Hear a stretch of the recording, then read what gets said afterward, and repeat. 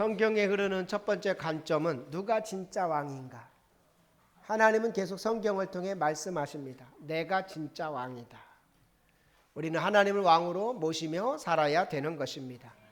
성경의 두 번째 관점은 셋 계열은 가인 계열과 섞이면 안 된다.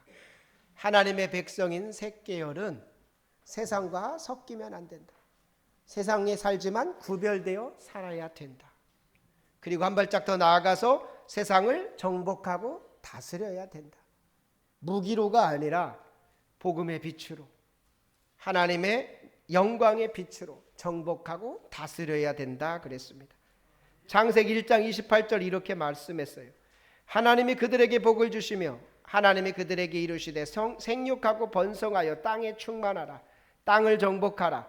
바다의 물고기와 하늘의 새와 땅에 움직이는 모든 생물을 다스리라 하시니라. 우리는 세상을 정복하고 다스려야 되는 것이에요. 영적인 원리는 내가 정복할 것인가 아니면 정복당할 것인가 치열합니다. 우리는 그냥 아무 생각 없이 살지만 치열한 거예요. 지난주에 우리 다녀온 정선 세일교회에 한번 생각해 보세요. 절터에서 예배를 드려요. 거기는 오랫동안 무당터였어요. 구타는 터였습니다. 내가 정복하느냐 정복당하느냐. 우리가 기도를 해줄 때 가서 기도할 때 정말 그 마음이 간절했어요. 여기 목사님 사모님 또 성도들이 이 땅을 정복하게 해달라고, 다스리게 해달라고. 하나님의 원리는 정복할 것이냐 정복당할 것이냐. 우리도 마찬가지예요. 세상에서 정복할 것이냐 정복당할 것이냐. 여러분은 정복하는 자들이 되기를 원합니다. 다스리는 자들이 되기를 원합니다. 자, 그런데 이스라엘 백성들은 정복당했어요. 다스림을 당했습니다.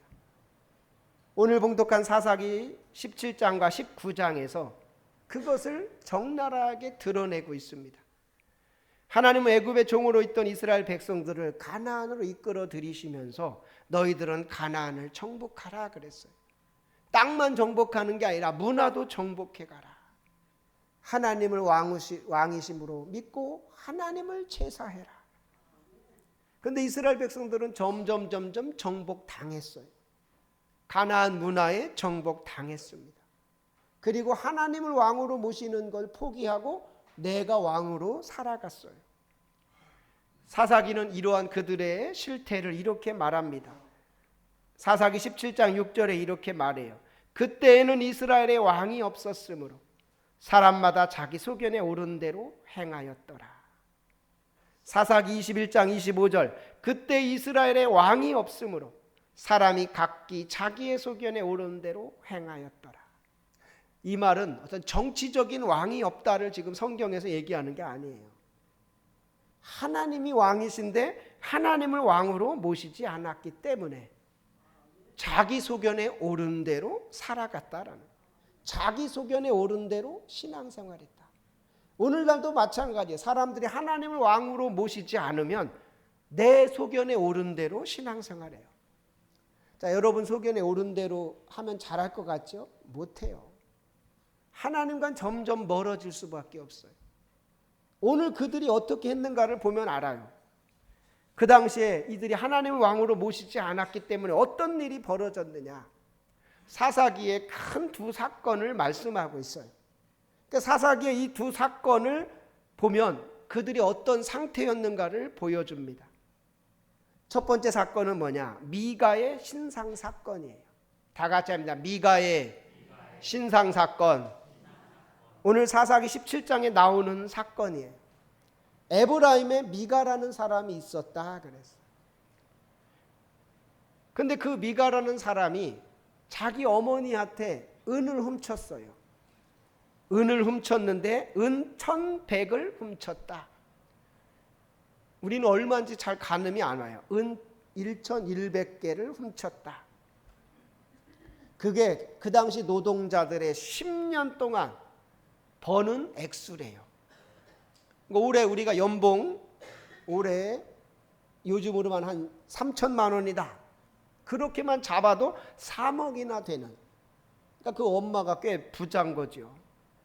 3억 원어치의 은을 훔쳐왔어요. 그러니까 그 엄마가 저주를 냈어요. 누가 가져간지 모르지. 뭐 일하는 사람들이 가져갔을지. 그러니까 막 저주했어요. 이 은을 훔쳐간 놈은 저주를 받을지다. 벼락 맞을 것이다. 막 저주했어요. 사사기 17장 1절 2절 보면 이렇게 말합니다. 에브라임 산지에 미가라 이름하는 사람이 있더니 그의 어머니에게 이르되 어머니께서 은 1,100을 잃어버리셨으므로 저주하시고 내 귀에도 말씀하셨더니 보소서 그 은이 내게 있나이다. 내가 그것을 가졌나이다 하니 그의 어머니가 이르되 내 아들이 여호와께 복받기를 원하노라 하니라. 그 어머니가 막 저주했어요. 이 은을 누가 가져갔느냐? 이 가져간 놈은 저주를 받을 것이다 하고 막 저주를 하니까 그 아들이 그 말을 듣다가 막 찔렸어요. 어머니가 저주한 게 나한테 오면은 이게 큰일 나잖아. 그래서 어머니한테 자수했어요. 어머니 그거 제가 가져갔어요. 그러니까 엄마도 깜짝 놀랬죠. 이 저주가 아들한테 가야 되니까. 그러니까 말을 확 바꿔서 여호와께 너는 복 받을 것이다. 그러니까 우리가 어떤 일이 있어도 신중해야 돼요. 잘 알아보고 저주해야 돼. 안 그러면 자식이 저주받게 되는 거예요. 그리고도 찜찜한 거야. 자기가 워낙 저주를 막 해놨으니까. 그러니까 그 돈에서 얼마를 떼서 신상을 만들자. 그렇게 아들에게 말합니다.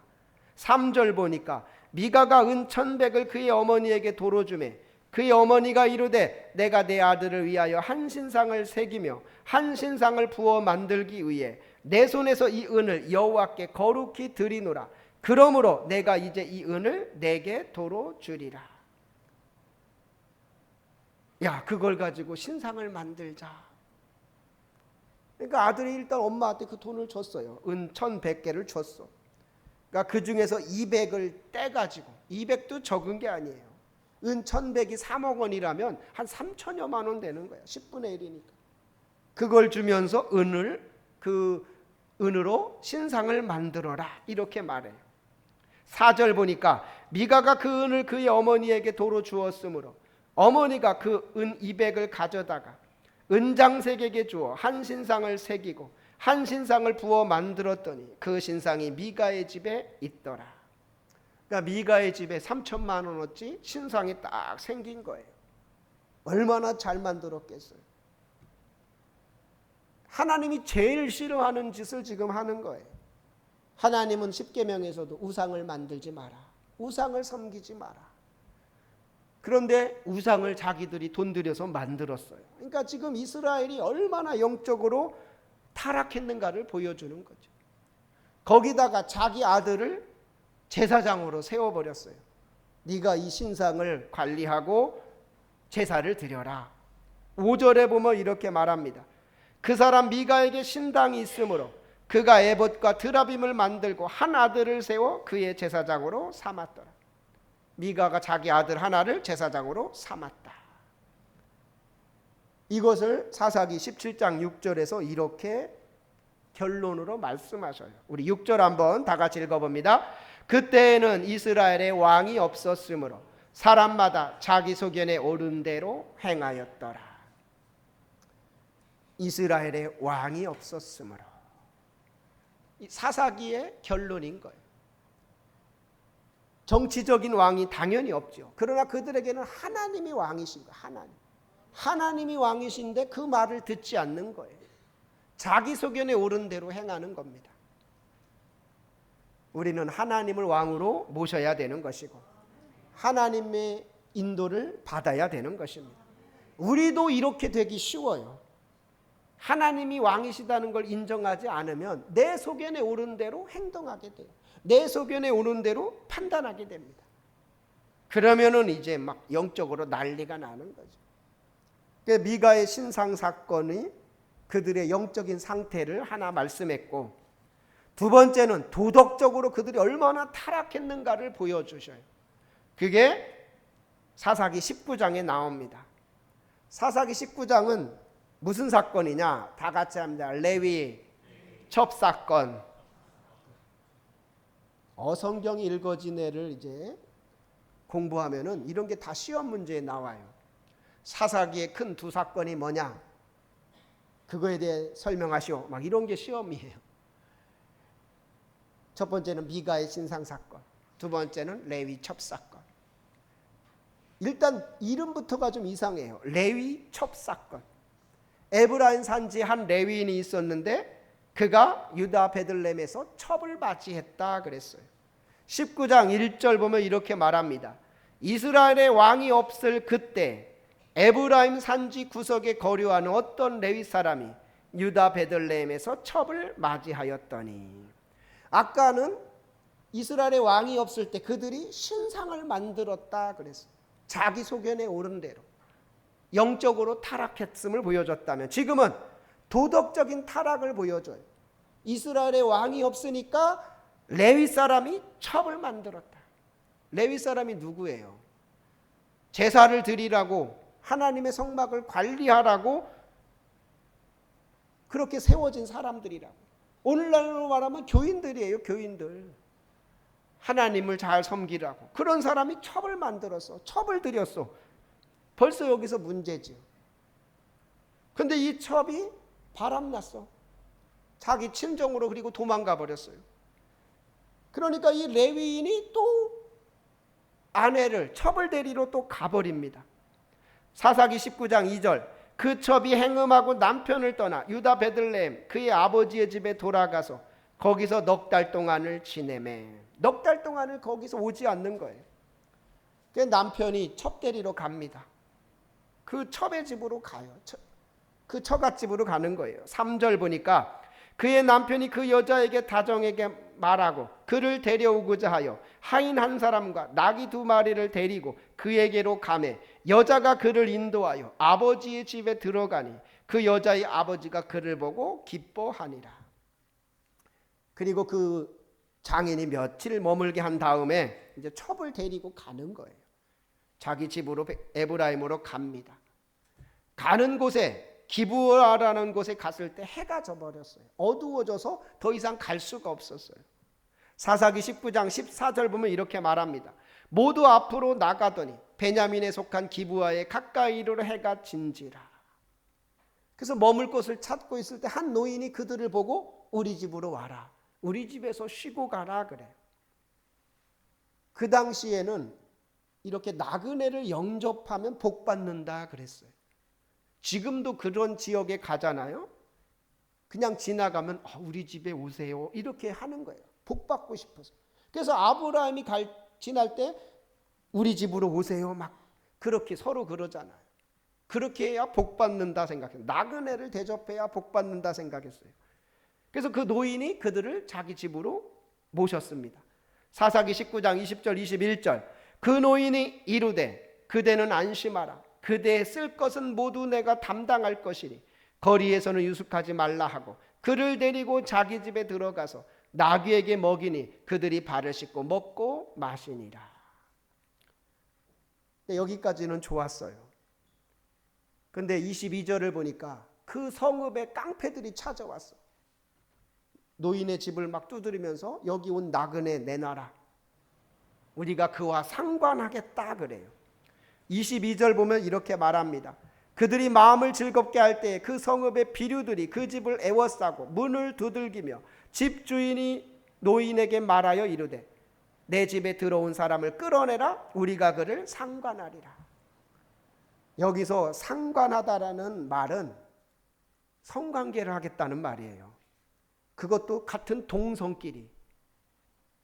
그러니까 그 당시에 동성애가 막 만연했다는 거예요. 그러니까 그 노인이 펄펄 뛰는 거예요. 제발 그렇게 하지 마라. 우리 집에서 제발 그런 망령된 일을 행하지 마라. 내 딸 있으니까 내 딸 내가 주겠다. 막 이렇게까지 말하잖아요. 23절 보면 집주인이 그 사람이 그들에게로 나와서 이르되 아니라 내 형제들아 청하노니 악을 행치 말라. 이 사람이 내 집에 들어오으니 이런 망령된 일을 행하지 마라. 이런 망령된 일을 행하지 마라. 24절 보라 여기 내 처녀 딸과 이 사람의 첩이 있은즉 내가 그들을 끌어내리니 너희가 그들을 욕보이든지 어찌하든지 임의로 하되 오직 이 사람에게는 이런 망령된 일을 행치 마라. 동성애만큼은 하지 마라. 막 그렇게 지금 하고 있는 거예요. 그러니까 25절 무리가 듣지 아니하므로 그 사람이 자기 첩을 무리에게로 붙들어내매 그들이 그에게 행음하여 밤새도록 욕보이다가 새벽 미명에 놓은지라. 첩을 데리고 가가지고 불량배들이 밤새도록 욕보여서 새벽 미명에 놓았다라는 거예요. 자, 26절 동틀 때 여인이 그 주인의 우고한 그 사람의 집문에 이르러 엎드러져 발기까지 거기 누웠더라. 27절 보니까 그 첩의 그 남편이 다음날 아침에 보니까 그 첩이 문 앞에 쓰러져 있어요. 27절 그의 주인이 일찍 일어나 집문을 열고 떠나고자 하더니 그 여인이 집문에 엎드러지고 그 두 손이 문지방에 있는 것을 보고 28절 그에게 이르되 일어나라 우리가 떠나가자 하나 아무 대답이 없는지라 이에 그 시체를 나귀에 싣고 행하여 자기 곳에 돌아가서 보니까 그 첩이 죽어 있는 거예요. 그래서 그 여자를 데리고 자기 집으로 에브라임으로 갑니다. 아무 말 안 하고. 그리고 어떤 일을 행하냐? 그 죽은 첩을 12덩이를 내요. 놀래지도 않으시네. 이게 성경에 나오는 얘기예요. 12덩이를 내가지고 12지파에 그 시체를 다 보내버려요. 29절 보면 그 집에 이르러서는 칼을 취하여 첩의 시체를 붙들어 그 마대를 찌고 12덩이에 나누고 그것을 이스라엘 사방에 두루 보내매 30절 그것을 보는 자가 다 가로되 이스라엘 자손이 애굽 땅에서 나온 날부터 오늘날까지 이런 일은 행치도 아니하였고 보지도 못하였도다 생각하고 상의한 후에 말하자 하니라. 막 이스라엘이 뒤집어졌어요. 생각해 보세요. 시체가 막 한 덩이씩 오는 거야. 머리가 오고 팔다리가 오고 막 지파들이 난리가 난 거죠. 얼마나 지금 이스라엘이 타락해 있는가를 보여주잖아요. 하나님의 백성들이 이렇게 돼버리는 거예요. 그러니까 하나님을 떠나면 이런 이상으로 악해져 버리는 거예요. 하나님을 떠나면 이렇게까지 자기가 왕으로 막 살아버리는 거예요. 그래서 이스라엘의 영적인 어두움을 사사기에서 이렇게 두 사건으로 보여주고 계셔요. 첫 번째는 다 같이 하는 미가 신상 사건. 미가의 집에 신상을 세웠다. 이거 하나님이 제일 싫어하는 거죠. 두 번째는 다 같이 하는 레위 첩 사건. 성경은 이들이 이렇게 한 원인이 뭐냐? 사사기 17장 6절에 이렇게 말씀했어요. 우리 한번 다 같이 읽어봅니다. 시작. 그때에는 이스라엘의 왕이 없었으므로 사람마다 자기 소견에 옳은 대로 행하였더라. 이스라엘의 왕이 없었으므로. 이스라엘 민족이 어떤 민족이에요? 하나님께 택한 민족이에요. 애굽에서 택하사 그들을 가나안까지 인도하신 민족이고 하나님이 은혜를 베풀어 준 민족이고 그런데 그들이 지금 어떻게 행하고 있어요? 신상을 부어 만들어 자기 아들을 제사장 세워서 신상을 섬기게 만들고 레위인은 첩이나 들여가지고 또 그 바람난 첩을 데리러 갔다가 그 불량배들한테 욕보여가지고 그 첩이 죽고 12덩이를 내서 그 지파에마다 보내고 막 이런 끔찍한 일이 벌어지게 된 거예요. 그러니까 하나님이 한탄하지 않을 수 없는 거죠. 한탄하지. 그러니까 이스라엘을 심판하지 않을 수 없는 거예요. 그런데 이러한 이스라엘의 모습이 오늘날 우리들의 모습이 아닌가. 한번 여러분 뉴스 보세요. 뭐 살인 사건은 이제는 뭐 뉴스거리도 안 돼요. 막 사람을 뭐 잘라서 어떻게 하기도 하고 뭐 어마어마한 일들이 막 벌어지죠. 왜? 이스라엘의 왕이 없으므로 자기 소견에 옳은 대로 막 행하는 거예요. 그럼 성도들도 똑같아요. 성도들이라고 뭐 죄 안 짓는 게 아니야. 그래서 오늘 사사기 21장 25절에 이렇게 말하는 거예요. 이 사사기의 결론이에요. 우리 다 같이 한번 읽어봅니다. 시작. 그때 이스라엘의 왕이 없으므로 사람이 각기 자기의 소견에 옳은 대로 행하였더라. 아멘. 그래서 우리에게 왕이 있어야 되겠어요? 없어야 되겠어요? 있어야 돼요. 누가 왕이시라고요? 하나님. 우리는 이걸 놓쳐서는 안 돼요. 이걸 놓치는 순간 타락하게 돼요. 영적으로 타락하게 되고 도덕적으로 타락하게 돼요. 근데 하나님이 나의 왕이십니다. 그렇게 고백하고 살면 타락하려고 하다가도 이러면 안 되지. 하나님이 나의 왕이시지. 하나님이 나를 다 보고 계시지. 하나님이 나를 다 다스리고 계시고 통치하고 계시지. 이러면 안 되지가 되는 거예요. 그러니까 하나님을 왕으로 모시느냐 모시지 않느냐는 천지차이인 거예요. 그래서 성경에서는 계속 봐라 니네들 마음대로 해보니까 어떠냐 이런 꼴 나지 않느냐 그러면서 말씀하시는 거예요. 너희들은 하나님을 왕으로 섬기고 살아라. 집안에도 그래요. 집안에도 어른이 있어야 집안이 딱 질서가 잡히잖아요. 근데 어른이 없어. 있는데도 그 어른을 무시해. 그럼 집안이 막 개판되는 거죠. 자기 소견에 오른 대로 막 해보세요. 교회도 마찬가지예요. 교회도 어른이 있고 딱 지도자가 바로 세워질 때 성도들이 자기 소견에 오른 대로 행하지 않게 되는 거예요. 한번 자기 소견에 오른 대로 교회가 해보세요. 난리 나는 거죠. 개판되는 거죠. 그래서 우리는 항상 하나님은 나의 왕이십니다. 내 위에 하나님이 계십니다를 인정해야 되는 겁니다. 그리고 그 왕의 다스림을 받아야 되고 왕의 통치를 받아야 되는 거예요.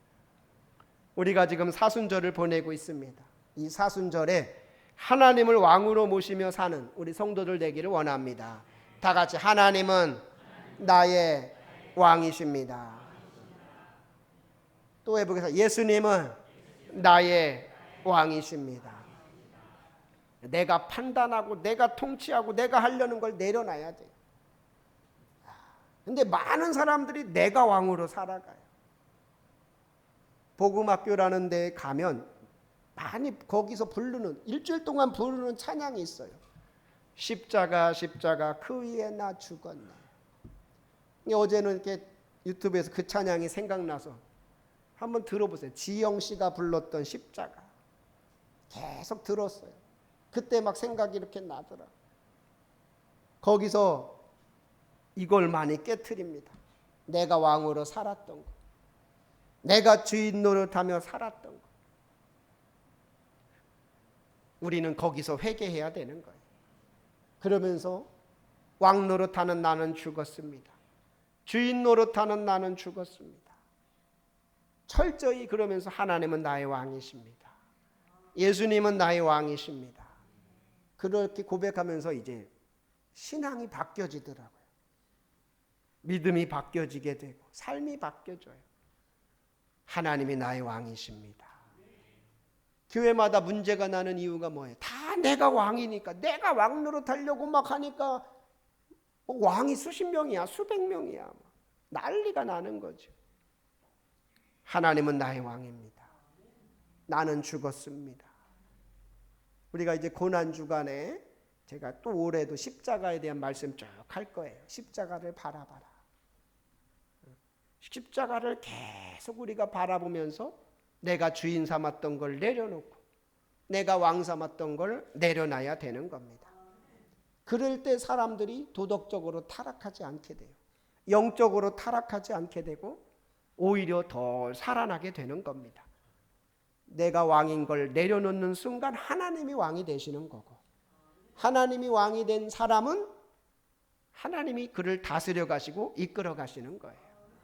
그래서 성도들 딱 말하는 것만 보면 알아요. 내가 하는 사람 아직도 내가 왕이구나. 근데 주님이 하면 그 사람은 주님이 왕인 거예요. 말부터 차이가 나게 되는 거예요. 바라고 우리 성도들은 하나님을 왕으로 모시고 살아가는 자들이 되기를 원합니다. 이스라엘의 왕이 없었으므로 이 말이 여러분의 말이 돼서는 안 돼요. 누구누구에게 왕이 없어서 이렇게 됐다. 어느 교회에 왕이 없어서 이렇게 됐다. 이런 말이 되어서는 안 돼요. 우리는 하나님을 왕으로 모시고 하나님 뜻대로 살아야 될 줄로 믿습니다. 로마서 12장 2절 이렇게 말씀했어요. 우리 다 같이 읽어봅니다. 너희는 이 세대를 본받지 말고 오직 마음을 새롭게 함으로 변화를 받아 하나님의 선하시고 기뻐하시고 온전하신 뜻이 무엇인지 분별하도록 하라. 아멘. 하나님의 뜻을 늘 분별하며 사는 저와 여러분 되기를 원합니다. 하나님은 왕이십니다. 하나님 왕이십니다. 우리는 꼭 그분의 다스림을 받아야 돼요. 통치를 받아야 돼요. 제사가 그런 의미라고 했어요. 하나님께 제사하는 게 하나님이 왕이십니다. 예배가 그런 의미라고 했어요. 하나님이 예배, 오늘 이 예배의 왕이십니다. 나의 왕이십니다. 선악과가 그런 의미였어요. 너 위에 내가 있다. 진짜 왕은 나다. 하나님은 계속 그 얘기하셔요. 이스라엘 백성들이 그것을 어기고 자기가 왕 노릇하다 보니까 이런 불행. 자, 아까 미가 신상 사건이 그 한 사건으로 끝나지 않아요. 단지파가 쭉 거기 자기들이 거주할 곳을 찾아가다가 미가 신상이 너무 좋아 보이는 거야. 그리고 거기 또 제사장이 너무 좋아 보이는 거야. 이걸 수입해 가요. 그 단지파가 전체 우상을 숭배하게 돼요. 그리고 지금 레위 첩사건 때문에 이스라엘 간에 이제 전쟁이 벌어지게 돼요. 비극이 막 일어나게 됩니다. 내가 왕이다 하는 순간 이런 비극이 찾아오게 돼요. 바라기는 저와 여러분은 하나님을 왕으로 모시며 살게 되기를 축원합니다. 늘 하나님이 왕이십니다. 우리 가정의 왕은 하나님이십니다. 우리 교회의 왕은 하나님이십니다. 늘 고백하며 살아가는 저와 여러분이 되기를 원합니다. 기도하겠습니다. 그때에는 이스라엘의 왕이 없었으므로 사람마다 자기 소견에 오른 대로 행하였더라. 하나님, 우리도 내가 왕으로 살지 않은지 돌아보게 하시고 사순절을 보내면서 하나님을 나의 왕으로 모십니다. 하나님은 나의 왕이십니다. 늘 고백하며 살아가게 하여 주옵소서. 영적으로 도덕적으로 더 거룩해지게 하여 주시고 하나님이 기뻐하시는 삶을 살게 하여 주옵소서. 감사를 드리며 우리 주 예수 그리스도의 이름으로 기도하옵나이다.